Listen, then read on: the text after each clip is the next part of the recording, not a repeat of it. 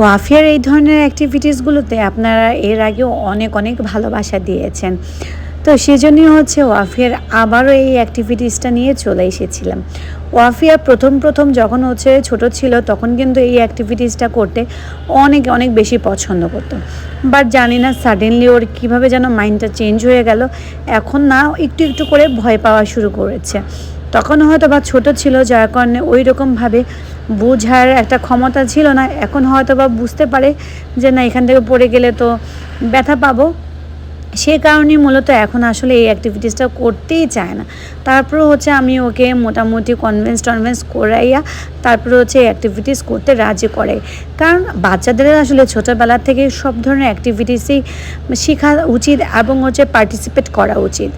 তো অল্প অল্প করে ওয়াফিয়া ট্রাই করছে, জানি না কতটুকু কি করবে।